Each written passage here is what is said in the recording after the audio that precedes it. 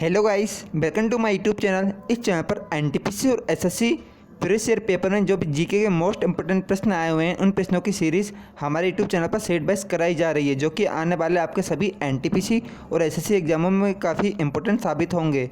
और हमारे YouTube channel पर एसएससी की सीरीज़ सेट बाय स्टार्ट की गई है, तो वह वीडियो भी आप देख सकते हैं। वो भी वीडियो हमने करा दिया गया है अपने यूट्यूब चैनल पर। ठीक है गाइस, तो चलते हैं आज के फोर्थ पेपर की ओर। वीडियो की ओर जाने से पहले हमारे चैनल को लाइक एंड सब्सक्राइब कीजिए गाइस।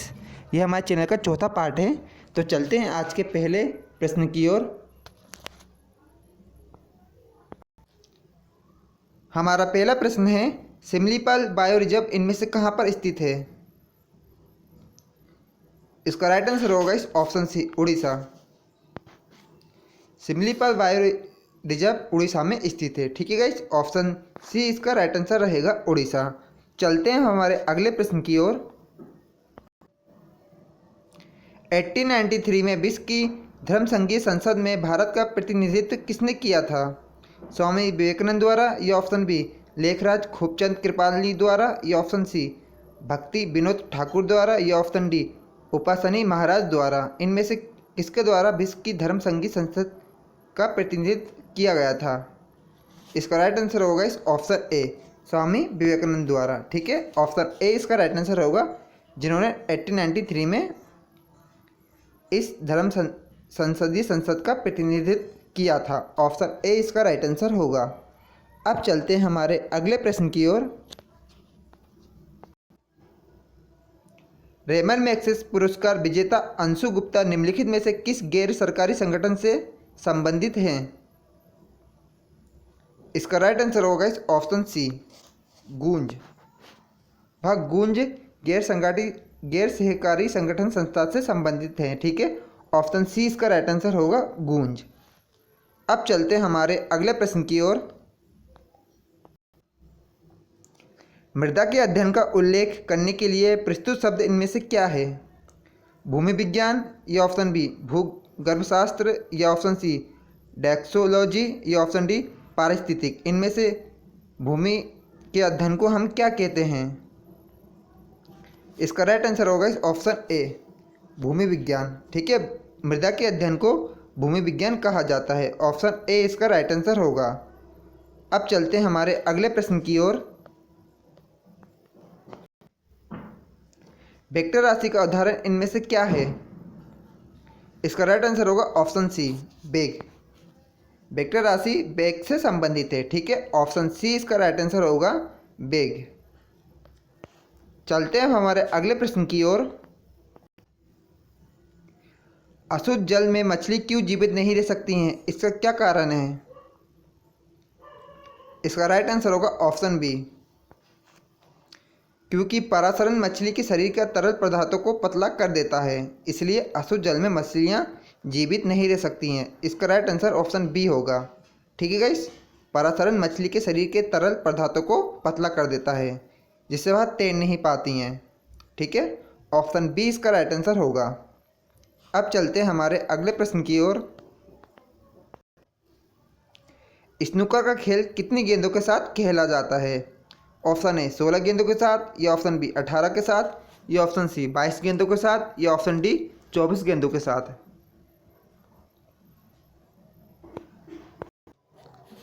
इसका राइट आंसर होगा इस ऑप्शन सी, 22। ठीक है, स्नूकर के खेल में 22 गेंदें शामिल होती हैं। ऑप्शन सी इसका राइट आंसर होगा। अब चलते हैं हमारे अगले प्रश्न की ओर। लासा को पानी के साथ मिश्रित करने पर उसे किस रूप में इस्तेमाल किया जा सकता है? इसका राइट आंसर होगा ऑप्शन सी, गोंद। लासा को पानी के साथ मिश्रित करके उसे गोंद के रूप में इस्तेमाल किया जा सकता है। ठीक है, ऑप्शन सी इसका राइट आंसर होगा। चलते हैं हमारे अगले जीके के प्रश्न की ओर। जीवों के वर्गीकरण से संबंधित जीव विज्ञान की शाखा को इनमें से हम क्या कहते हैं? वर्गीकरण विज्ञान, या ऑप्शन बी नोथोलॉजी, या ऑप्शन सी शरीर रचना विज्ञान, या ऑप्शन डी सरो विज्ञान। इसका राइट आंसर होगा इस ऑप्शन ए, वर्गीकरण विज्ञान। जीवों के वर्गीकरण से संबंधित विज्ञान को हम वर्गीकरण विज्ञान कहते हैं। ऑप्शन ए इसका राइट आंसर होगा। अब चलते हैं हमारे अगले प्रश्न की ओर। बारिश के तुरंत बाद उत्पन्न हुई मिट्टी की सोंधी खुशबू को हम क्या कहते हैं? पेट्रीचोर या ऑप्शन बी टेम्पस बर्नम या ऑप्शन सी ब्रोची या ऑप्शन डी इर्दा। इसका राइट आंसर होगा ऑप्शन ए पेट्रीचोर। बारिश के तुरंत बाद उत्पन्न हुई मिट्टी की सौंधी खुशबू को हम पेट्रीचोर के नाम से जानते हैं। ठीक है, ऑप्शन ए इसका राइट आंसर रहेगा। अब चलते हैं हमारे अगले प्रश्न की ओर। निम्नलिखित में से संपीड़न प्रारूप के रूप में किसका प्रयोग किया जाता है? WMB का या ऑप्शन बी MP3 का या ऑप्शन सी JPEG का या ऑप्शन डी WMA का। इसका राइट आंसर होगा ऑप्शन ए। संपीड़न प्रारूप के लिए हम WMB का उपयोग करते हैं। ठीक है, ऑप्शन ए इसका राइट आंसर रहेगा WMB। चलते हैं हमारे अगले प्रश्न की ओर। काली मिट्टी के लिए सर्वाधिक उपयुक्त नकदी फसल इनमें से कौन सी है? कपास या ऑप्शन बी चाय या ऑप्शन सी जूट या ऑप्शन डी तिलहन। इसका राइट आंसर होगा ऑप्शन ए कपास। काली मिट्टी के लिए सर्वाधिक उपयुक्त नकदी फसल कपास है। ठीक है, ऑप्शन ए इसका राइट आंसर होगा कपास। अब चलते हैं हमारे अगले प्रश्न की ओर। लगभग किस तापमान पर पानी का घनत्व अधिकतम होता है? 0 डिग्री सेल्सियस पर या ऑप्शन बी 4 डिग्री सेल्सियस पर या ऑप्शन सी 39 डिग्री सेल्सियस पर या ऑप्शन डी 100 डिग्री सेल्सियस पर। किस डिग्री पर तापमान पर पानी का घनत्व अधिकतम होता है? इसका राइट आंसर होगा ऑप्शन बी 4 डिग्री सेल्सियस पर। 4 डिग्री सेल्सियस पर तापमान पर पानी का तापमान अधिकतम होता है। ठीक है, ऑप्शन बी इसका राइट आंसर होगा 4 डिग्री सेल्सियस पर। अब चलते हैं हमारे अगले प्रश्न की ओर। मिस्र के प्रतीक युक्त लेखों की प्राचीन शैली को इनमें से क्या कहते हैं? इसका राइट आंसर होगा गाइस ऑप्शन ए हायरोग्लिफिक्स। मिस्र की प्रतीक युक्त लेखों की प्राचीन शैली को हम हायरोग्लिफिक्स कहते हैं। ठीक है, ऑप्शन ए इसका राइट आंसर होगा। ठीक है गाइस, अब चलते हैं हमारे अगले प्रश्न की ओर।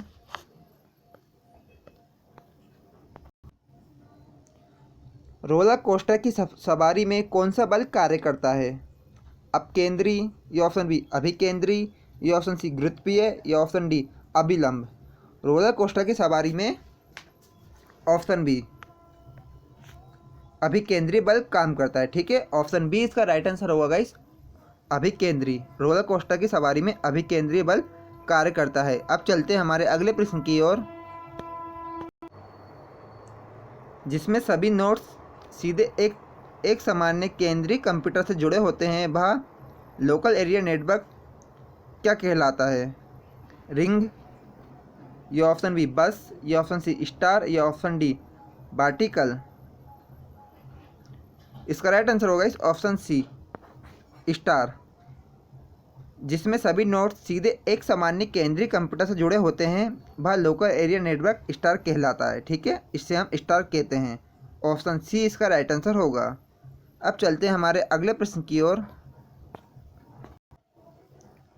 टकला मकान रेगिस्तान कहाँ पर पाया जाता है? ऑप्शन है सऊदी अरबिया में या ऑप्शन बी नामिया में या ऑप्शन सी चीन में या ऑप्शन डी अमेरिका में। इनमें से कहाँ पर टकला मकान रेगिस्तान पाया जाता है? इसका राइट आंसर होगा ऑप्शन सी चाइना में। चाइना में टकला मकान रेगिस्तान पाया जाता है। ठीक है, ऑप्शन सी इसका राइट आंसर रहेगा। और थार रेगिस्तान इंडिया में पाया जाता है, ये भी याद रखिए। चलते हैं अब हमारे अगले प्रश्न की ओर। प्याज काटते समय आंखों में जलन पैदा करने वाले यौगिक इनमें से कौन से हैं? कार्बन या ऑप्शन बी नाइट्रोजन या ऑप्शन सी सल्फर या ऑप्शन डी हाइड्रोजन। हमारा राइट आंसर होगा ऑप्शन सी सल्फर। प्याज काटते समय आंखों में जो जलन पैदा करने वाले यौगिक हैं उसे हम सल्फर कहते हैं। ठीक है, सल्फर के कारण ही आंखों में जलन होती है। प्याज में सल्फर मौजूद होता है। ऑप्शन सी इसका राइट आंसर होगा। चलते हैं अब हमारे अगले प्रश्न की ओर। नई दिल्ली को देश की राजधानी कब बनाई गई? 1908 में या ऑप्शन बी 1910 में, या ऑप्शन सी 1911 में, या ऑप्शन डी 1914 में। इसका राइट आंसर होगा इस ऑप्शन सी 1911 में। 1911 में नई दिल्ली को देश की राजधानी घोषित किया गया, ठीक है। कोलकाता से नई दिल्ली को 1911 में देश की राजधानी बनाई गई। ऑप्शन सी इसका राइट आंसर रहेगा। अब चलते हैं हमारे अगले प्रश्न की ओर। निम्नलिखित में से किसका अर्थ टायरेंट लिजर्ड किंग है? इसका राइट आंसर होगा ऑप्शन बी टायरेनोसारस रेक्स का। टायरेंट लिजर्ड किंग टायरेनोसारस रेक्स का सामान्य अर्थ है, ठीक है। ऑप्शन बी इसका राइट आंसर होगा टायरेनोसारस रेक्स, ठीक है। ऑप्शन बी इसका राइट आंसर है। अब चलते हैं हमारे अगले प्रश्न की ओर। कैबिनेट मिशन, जिसने 1946 में एक कैबिनेट मिशन योजना तैयार की थी, इसमें निम्नलिखित गणमान्य व्यक्तियों में से कौन शामिल थे? मोहम्मद अली जिन्ना, या option B sir Pethick Lawrence, या ऑप्शन सी क्लेमेंट ऑटली, या ऑप्शन डी लॉर्ड माउंटबेटन। इनमें से कौन शामिल थे 1946 में कैबिनेट मिशन के योजना में? इसका राइट आंसर होगा इस option B sir Pethick Lawrence. Sir Pethick Lawrence 1946 में जब कैबिनेट मिशन योजना तैयार की जा रही थी उस समय ये मौजूद थे, ठीक है। ऑप्शन बी इसका राइट आंसर रहेगा। अब चलते हैं हमारे अगले प्रश्न की ओर। दक्षिण एशियाई रेसलिंग महासंघ के अध्यक्ष इनमें से कौन है? इसका राइट आंसर होगा इस ऑप्शन ए ब्रजभूषण शरण सिंह, जो दक्षिण एशियाई रेसलिंग के 2015 के हिसाब से अध्यक्ष है, ठीक है। अब 2020 में जो भी अध्यक्ष होंगे दक्षिण एशियाई रेसलिंग महासंघ के, आप वो याद करके जाइए, ठीक है। वो आएगा आपके आने वाले एग्जाम में। चलते हैं अब हमारे अगले प्रश्न की ओर।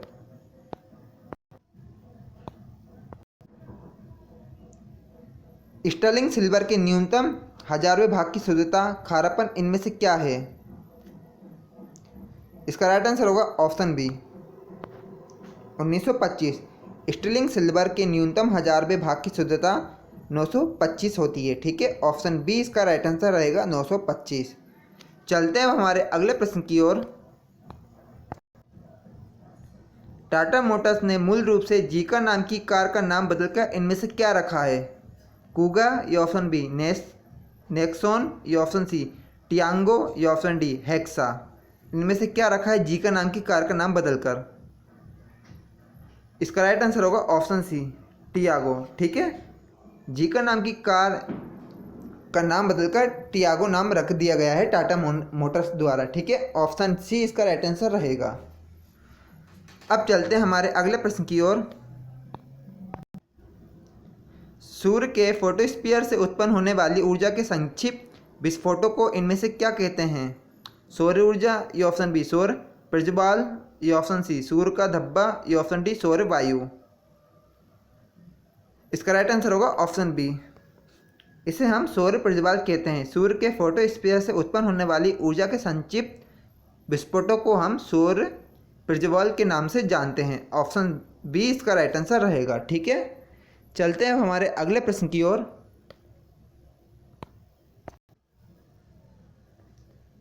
यूएन कंज्यूमर बिल में परिभाषित अधिकारों में उपभोक्ता अधिकार निम्न में से कौन से नहीं है? इसका राइट आंसर होगा ऑप्शन सी प्रतियोगिताओं का अधिकार, जो यूएन कंज्यूमर बिल में उपभोक्ता अधिकार निम्न में से नहीं है, ठीक है। ऑप्शन सी इसका राइट आंसर होगा प्रतियोगिता का अधिकार, ये बात नहीं कही गई है। अब चलते हैं हमारे अगले प्रश्न की क्वेश्चन की ओर। राज्यसभा में विपक्ष का वर्तमान नेता इनमें से कौन सा है? इसका राइट आंसर होगा ऑप्शन बी गुलाम नबी आज़ाद, जो राज्यसभा में विपक्ष की तरफ से वर्तमान नेता के रूप में 2015 में कार्य कर रहे थे, ठीक है। ऑप्शन 2020 के हिसाब से जो भी कार्य कर रहे हो राज्यसभा में विपक्ष के नेता के रूप में, आप वो याद करिए, ठीक है। इसका सही आंसर ऑप्शन बी रहेगा, गुलाम नबी आज़ाद। चलते हैं हमारे अगले प्रश्न की ओर। निम्नलिखित शहरों में से किसे प्राचीन समय में डैशिंग नाडु कहा जाता था? कोल्लम को, या ऑप्शन बी मैसूर को, या मेदुरई को, या ऑप्शन डी चित्तौड़ को। इनमें से किसे डैशिंग नाडु के नाम से जाना जाता था प्राचीन समय में? इसका राइट आंसर होगा गाइस ऑप्शन ए कोल्लम को। कोल्लम को प्राचीन समय में डैशिंग नाडु के नाम से जाना जाता था। ऑप्शन ए इसका राइट आंसर रहेगा। अब चलते हैं हमारे अगले प्रश्न की ओर। एक एमएस एक्सेल शीट पर काम करते समय एक कक्ष में कोई फार्मूला दर्ज करने के लिए फार्मूला से पहले क्या आना चाहिए? इसका राइट आंसर होगा guys option B equal to. ये आना चाहिए एमएस एक्सेल शीट पर काम करते समय फॉर्मूला से पहले। ठीक है, ऑप्शन बी इसका राइट आंसर रहेगा। अब चलते हैं हमारे अगले प्रश्न की ओर। किस देश के प्रधानमंत्री के निवास को टेम्पल ट्री कहा जाता है? नेपाल के प्रधानमंत्री, या ऑप्शन बी म्यांमार के, या ऑप्शन सी श्रीलंका के, या ऑप्शन डी बांग्लादेश के। इसका राइट आंसर होगा इस ऑप्शन सी श्रीलंका के। श्रीलंका के प्रधानमंत्री के निवास स्थल को टेम्पल ट्री के नाम से जाना जाता है। ऑप्शन सी इसका राइट आंसर रहेगा गाइस, याद रखिए टेम्पल ट्री। अब चलते हैं हमारे अगले प्रश्न की ओर।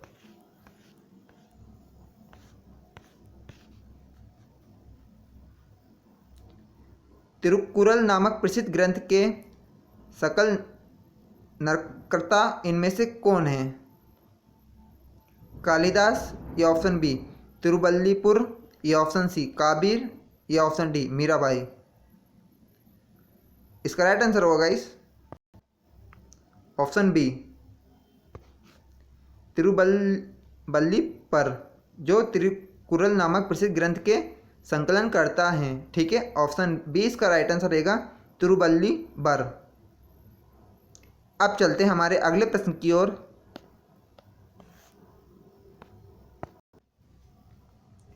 निम्नलिखित में से कौन सी एक अमूर्त परिसंपत्ति है? साख, या ऑप्शन बी प्राय वस्तुएं, या ऑप्शन सी स्टॉक, या ऑप्शन डी नकदी। इसका राइट आंसर होगा इस ऑप्शन ए साख यानी गुडविल, जो एक अमूर्त परिसंपत्ति के रूप में जानी जाती है। ठीक है, ऑप्शन ए इसका राइट आंसर होगा गुडविल साख। अब चलते हैं हमारे अगले प्रश्न की ओर। विश्व वन्यजीव दिवस इनमें से किस दिन मनाया जाता है?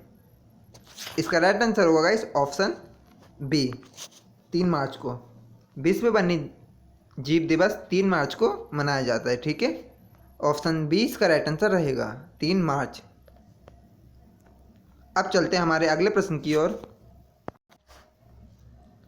किस पाकिस्तानी क्रिकेटर एम्पायर को फरवरी 2016 में 5 वर्ष के लिए प्रतिबंधित कर दिया गया था? हमारा राइट आंसर है ऑप्शन बी असद रऊफ को। असद रऊफ को क्रिकेट एम्पायर को फरवरी